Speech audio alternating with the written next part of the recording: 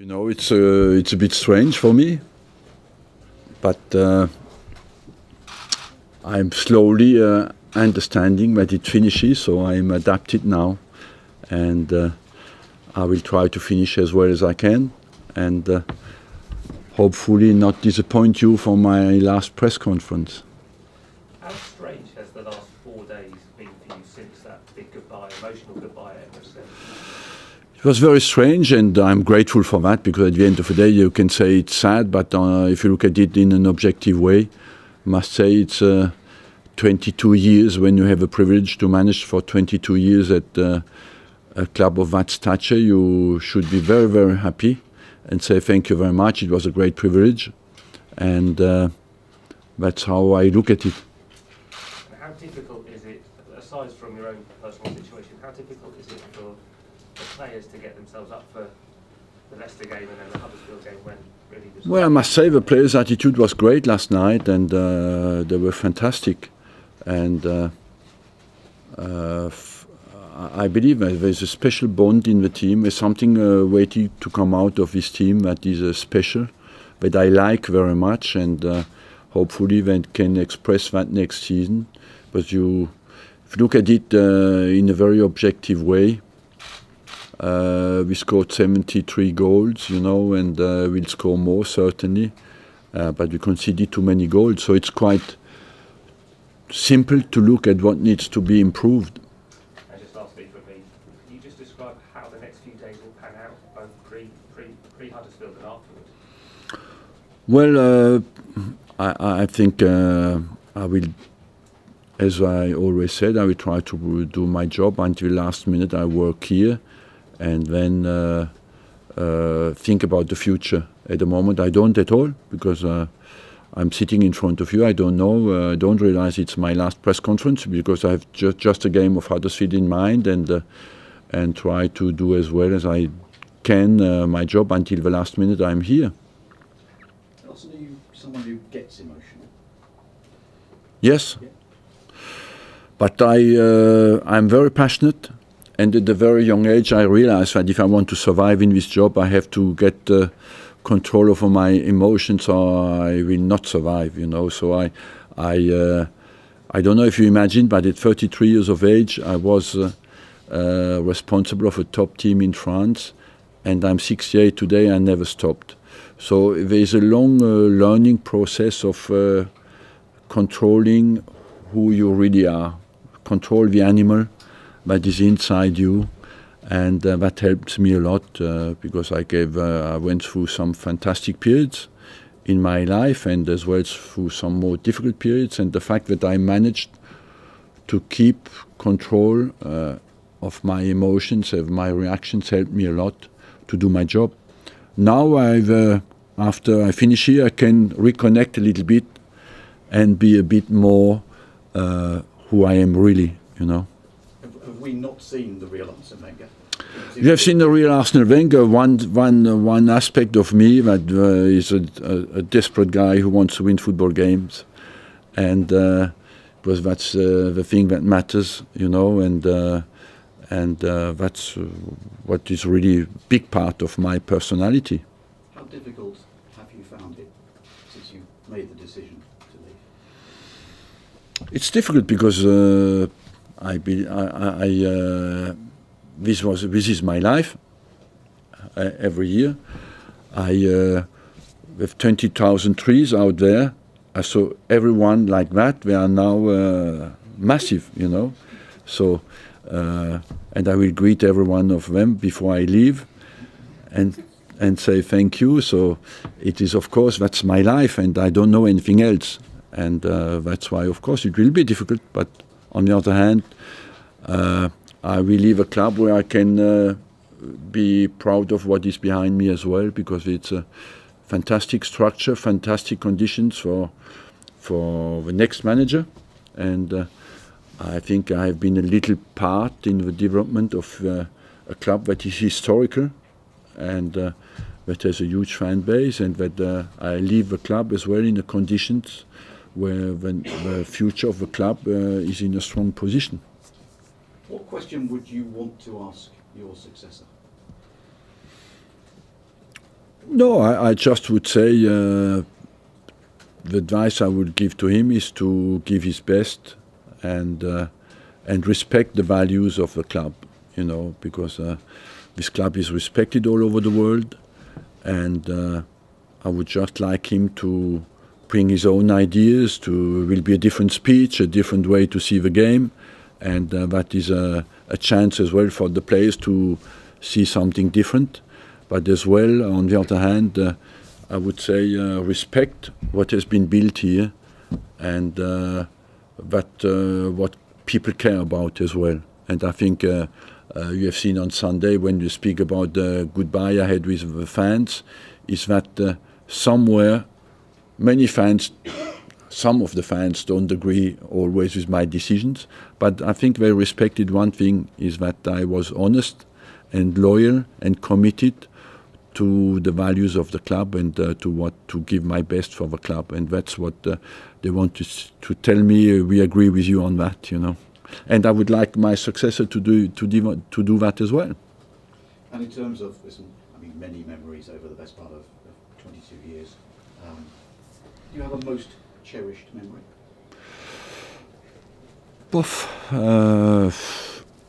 Maybe my first title here, because I came completely unknown and I could win in my first full year in charge the championship. But funny-wise, I would say personally, from 2006 to 2015 was certainly the period where I needed to be the strongest and did the best job.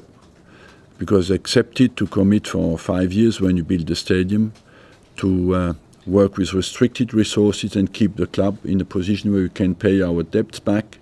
And I personally think I did my best job during that period. Not the most glamorous, maybe, but the most difficult. And if there was one match that you could change, what would that be?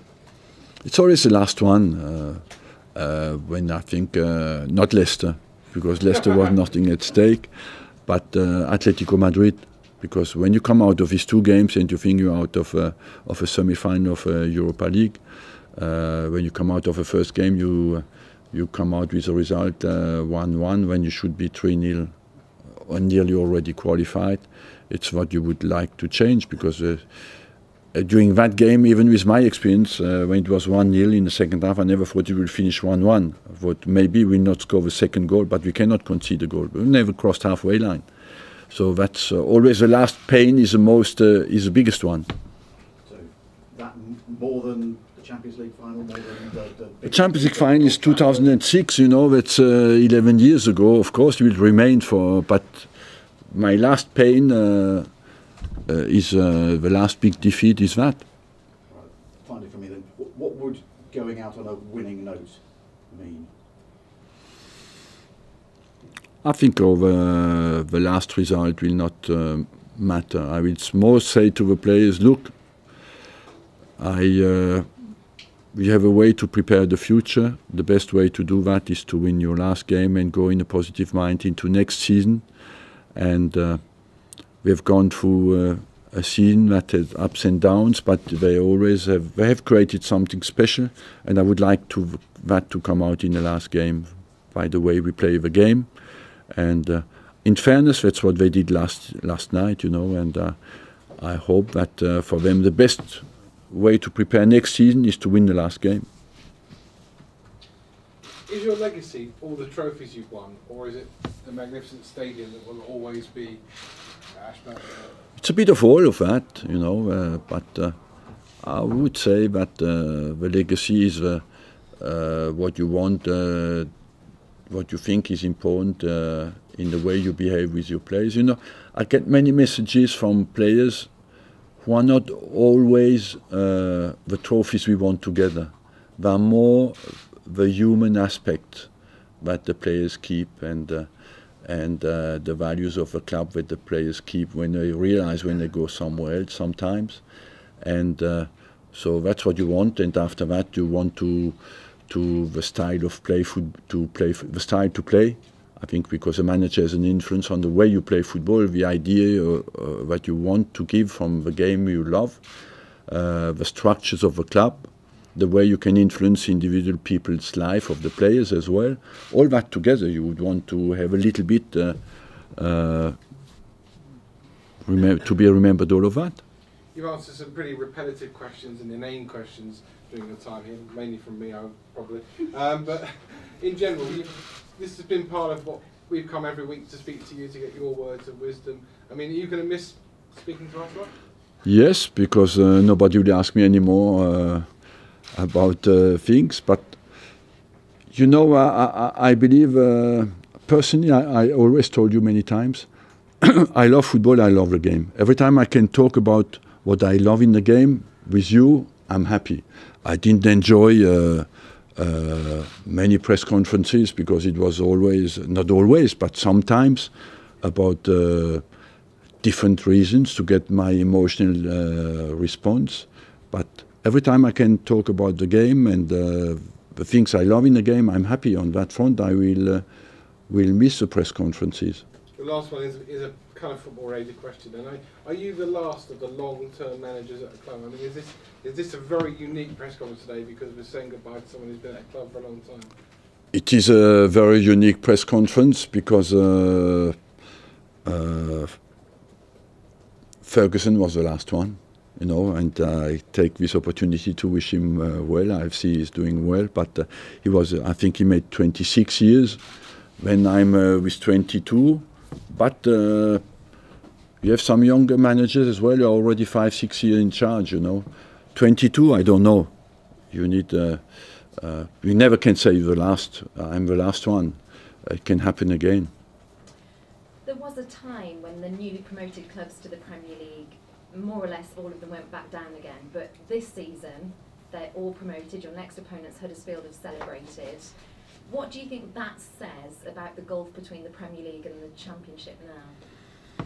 The Premier League buys all the international players, and the academies have produced some very good players. So they go down to the Championship, but they are prepared when they come up.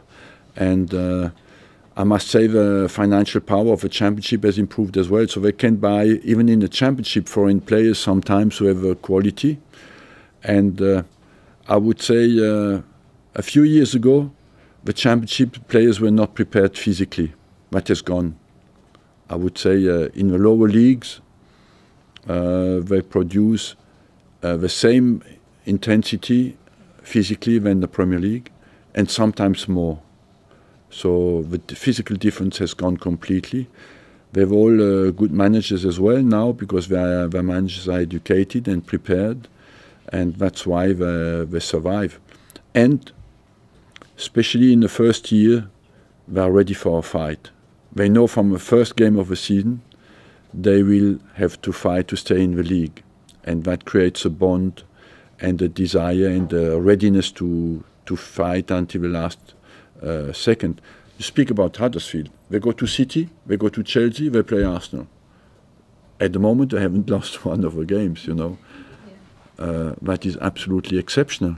You would think, my friends, that 0 point in the first 2 games, and they made 2 points. In terms of the changes that you've seen in the Premier League, what have been the biggest for you, and also how much do you think you've been responsible for some of those changes? There's 2 aspects. I would say the Premier League has created many jobs. When I arrived, we were 80 at Arsenal. We are today 700. So that means from a private little company where you know everybody, we have gone to a normal company with a HR department where everything has to be processed, regulated, and is not down anymore to your initiative, but every single decision has to go through a process that is in an over-regulated society, is sometimes discouraging. So the human aspect has dropped a little bit, you know, and on the other hand, the financial power of the clubs has become huge. On the other hand, in 20 years, the ownership has changed completely. And if you look at the ownership when I arrived in England and what it is today, it has become completely worldwide aspect. And England has not owning anymore the clubs, and so it's much more international. The world has become globalized and open, and so the competition is worldwide now as well with the players, because these owners, they buy as well players from all over the world, and the Premier League has become a world championship. The next evolution, maybe I will see you in a few years, and you will have certainly a European League over the weekends. The domestic league will certainly play Tuesday, Wednesday, and so I think that's the next step that we will see.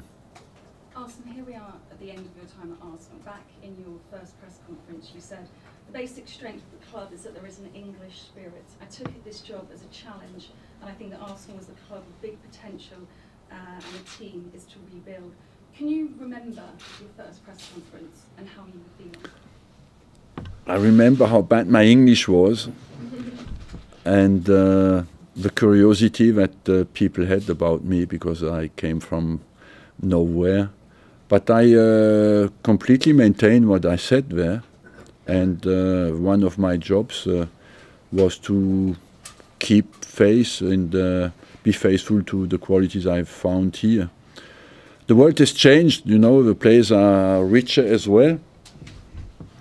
And so I think, of course, I tried always to maintain the tradition and the values of this club as much as I could. And overall, I believe it was not too bad. What do you still want to achieve in your career? Sorry? What do you still want to achieve in your career? What I want to achieve is, I had a personal fight with myself in my whole life, is that to be as good as I can be, and that I will continue to do that. Arsene, looking back over your time at Arsenal, what was your best team, 1998 or the Invincibles? 2004. I would say the achievement is nobody has done it since in the Premier League, so I believe that was I loved the team in 1998 because I found some players who had quality, were much better than I thought they were when I arrived here, and were very intelligent as well, and they were an experienced team. After we added a bit more exceptional quality, you know, in 2004, 2002 and 4, so overall maybe invincible team, yes. Since you announced you're leaving, you had a great reception last night at Leicester. The Burnley fans stayed. They love me all now, you know. Are you surprised because you was on the front page of the newspapers? There was 5 Live done a special show about you on a Friday night. You announced it. Did that surprise you, or was you sort of expecting? Yes, it's a pleasant surprise, you know. I think people respect somewhere that I try to play football in the right way and to give pleasure to people. I always think the most important when you wake up in the morning is to go, oh, I watch Arsenal today, I have a chance to see a good game. That's what I try to do, to give people an experience in life that is not every day. Every day is not a pleasure, you know. And I think football has a responsibility, is to try to give some people a special moment in their life. After that, you do not always manage, unfortunately, to do it, but at least you have to give them a hope. They can see something special and can be transported somewhere that they do not always experience on a daily basis. 2 questions in one, sorry, Mike.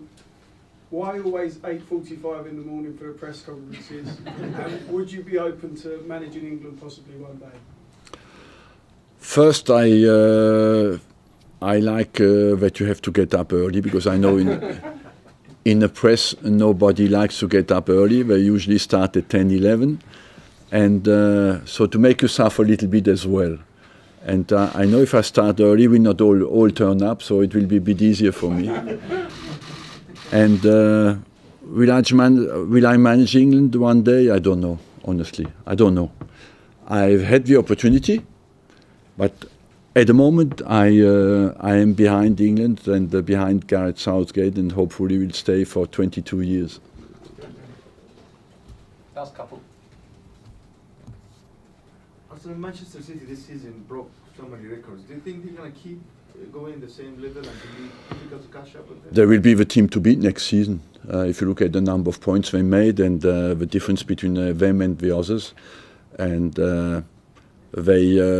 they glide well through financial fair play very well. It's a club who has a great manager, a very great team. They have a very intelligent leading team. They anticipate all the problems, and I think they are ahead on the wave, on the forward thinking. So yes, I agree with you that they will be the team to beat next season. Are you going to keep following and watching the Premier League when you leave? Yeah. The plan in summer, you're going to the World Cup? Or? I will watch the World Cup. I will be at the World Cup. I will be at the opening game. I think it's Russia against Saudi Arabia. And I'll watch, of course, the Premier League. When I wake up in the morning, I look first what kind of game is at night, you know, and that will not change. Arsene, one of the things that Ivan said when he gave his press conference on the day that your announcement was confirmed, that part of the reason of the timing of it was to give you this chance to have this sort of long goodbye, if you like. But have you enjoyed having that opportunity? I enjoyed some aspects of it, yes, and not all, because it's not always easy, you know, to